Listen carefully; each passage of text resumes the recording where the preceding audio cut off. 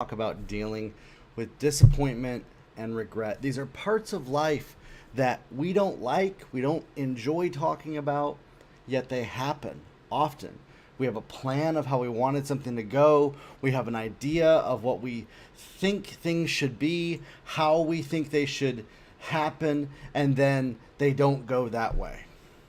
You ever experience this when raising kids? You ever experience this in a business? You ever experience this in relationships? If you've been on planet Earth, we've all experienced this. Disappointment and regret, things not going how we would have desired them to go. We have an idea, a vision for the best case scenario, and then things don't turn out that way. This is one of the number one things that I think that actually stops people from reaching their goals is when they step into anger and frustration and letting their emotions take control instead of accepting the outcomes as they are. Yes, we want to grieve. Yes, we need to grieve the fact that things didn't go how we wanted them to. There's a real emotional therapy that's found in grieving. There's a therapeutic aspect to grieving. If we don't allow ourselves to do that, we'll end up replaying the old situation in our head over and over and over again. And it only gets worse and worse and more painful the more we do that. Have you ever found yourself replaying disappointing situations over and over again and how you would have done differently and what you would have rather have done? We have to train ourselves to not do that. Grief and actually feeling the pain is a form of acceptance where we accept, okay, this happened, but I'm going to rise stronger in the end, and I'm not going to let what happened change my life for the worse. That I'm not going to let things become derailed because they didn't go my way. That I'm not going to fall back into an old pattern, an old way of doing things. See, that's what happens. When we allow disappointment and regret to take over us, we step into mentally the old way that we used to look at the world, the old framework of how we used to do things. And we wonder why we struggle to have success by operating mentally in a way that is anti reaching our goals. You know, on the path to success, if you're wanting to get healthier and you go out and you only eat ice cream and you drink alcohol all the time and you say, well, I want to get healthy, but that's how I'm doing it. We realize that that behavior is not correct, right? And that's the same thing that happens when we live inside of disappointment and regret and we keep spinning over and over and over again the things that we wish would have gone differently in our minds. It's just like having a goal to get healthy and then shoving ice cream and alcohol down your throat 3 meals a day. And we wonder, why is life not getting any better? We were never taught to do differently. We were never taught to think about it differently.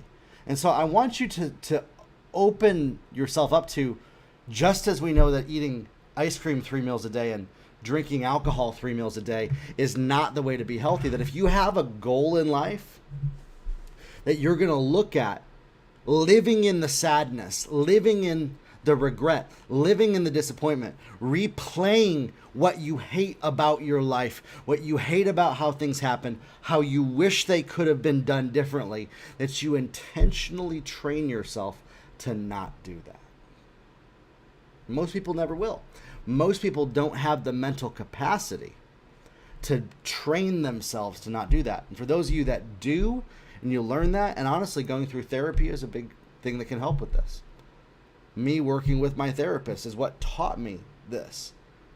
That when we replay the old memories of how we wish things would go, we end up re-traumatizing ourselves, recreating the physiology in our body keeps staying there, and we end up being stuck in time in a state of how we wish we weren't. So then we have these goals, and it's the exact same thing as eating ice cream 3 meals a day and drinking alcohol every meal. That if you have a goal and you operate in disappointment and regret, it's identical to if you had a health goal and you ate unhealthy and you drank a ton of alcohol and you said, I don't know why I'm not reaching my goals. It's the exact same thing. And so we have to learn, A, grieve the situation. See, a lot of times we replay it because we want to change it, but we refuse to actually grieve it. We refuse to actually feel the pain.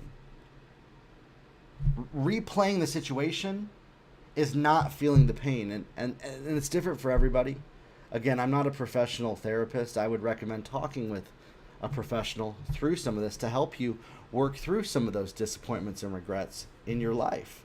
When you learn how to, then you can focus on, okay, things didn't go right here. Here's what I'm going to do differently. By the way, and here's the key. You think about how you want to do things differently without focusing on what you did wrong. So the person who is wanting to get healthy is not thinking about, man, I wish I could just drink alcohol every meal, and man, I wish I could just eat ice cream all 3 meals. Sometimes they do, and unfortunately, people that do that in their health and fitness journeys will often binge once a week. They may even regress when a trauma or something in their life happens because they haven't dealt with the root issue. And that's exactly what it is. When you're not grieving your disappointment and regret and you have a goal, you will end up going right back into the pattern that created that disappointment and regret until you deal with it, until you grieve what hurt you, and then you make an intentional goal. Listen, I'm not even going to think about what happened before.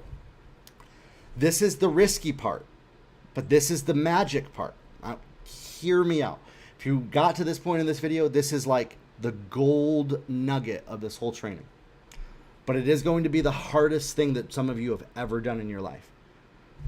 When you go out there to do the same thing again, because that's what it is. The thing that disappointed you, the thing that you felt regret around, you're going to end up doing that same thing again.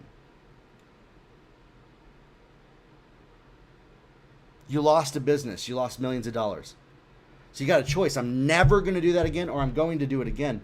And if you're constantly replaying in your mind how it went before, you will recreate that exact scenario again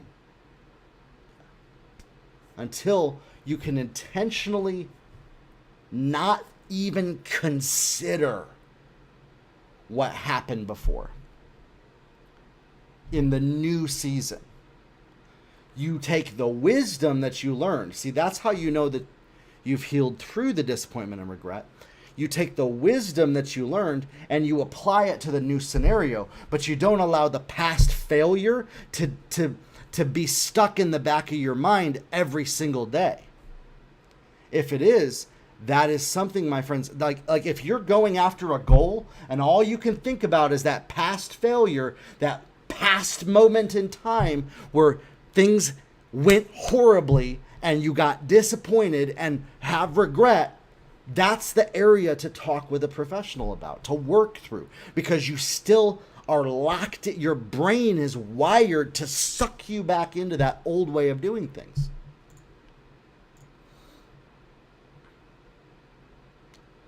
Until you can learn to not even consider it, to not even let it enter into your brain space. And eventually you're going to end up putting up the stop sign and not allowing it to where it no longer shows up. And then you're like, wow, my life is 1,000% different than I ever imagined it could have been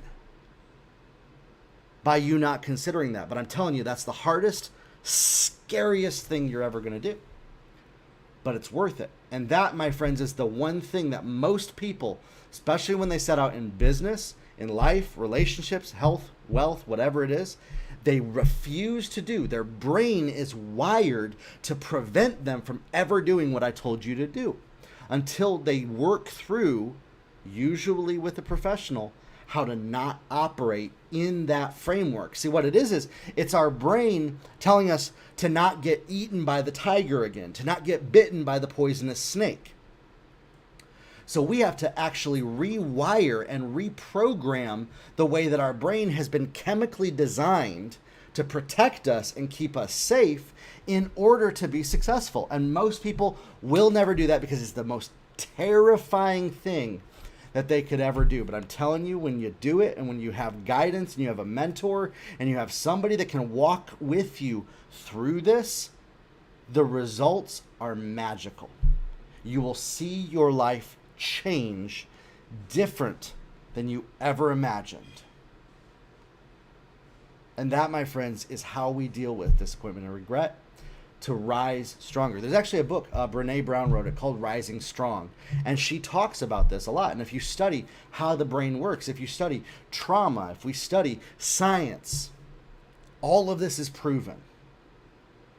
And yet most people will never walk this journey because it's like coming face to face with their worst fear. And when we can come face to face with our worst fear and not let it control our choices, and we tell it, you know what, you don't have permission to even be up here in my brain no more. We can create a life that we never imagined.